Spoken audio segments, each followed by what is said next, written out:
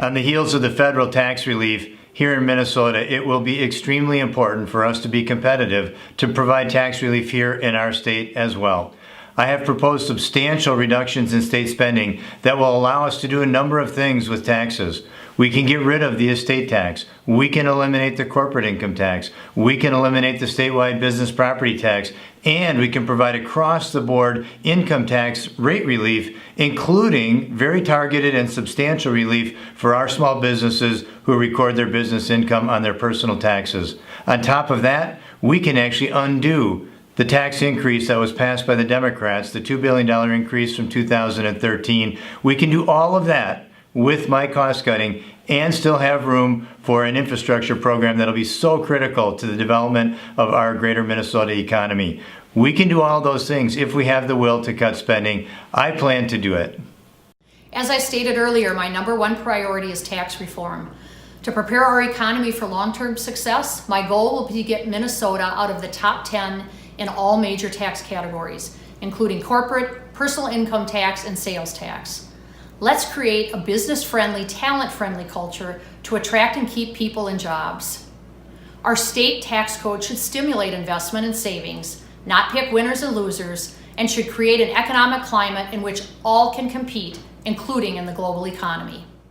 As far as taxes go, Minnesota is a state that's always understood. You pay, and we should ask and be accountable for every tax dollar that comes in, but there should be a sense of fairness in how we pay. I've always supported progressive taxation, but I think the biggest thing that we need to make sure we're focusing on is setting up these false choices where we pit different groups of people against one another. People in Minnesota are willing to pay their fair share as long as they know they're being invested correctly, of building on the things that we know grow the economy, like strong educational system, the transportation, and the healthcare we talked about before. So I think the biggest issue here is, as we harmonize these with the new tax code in Washington, is making sure that Minnesota's progressive taxation system stays in place.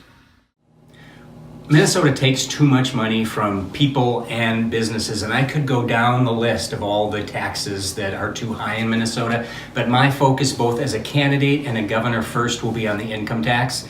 Everyone knows the highest rate is completely unreasonable and drives out wealth and investment. But I have an even bigger problem with our lowest income tax tier. It applies to anyone who makes more than $10,350 a year. Our lowest income tax rate is higher than the highest rate in 22 other states. Think about that. We are not just taxing to death the CEO in Minnesota.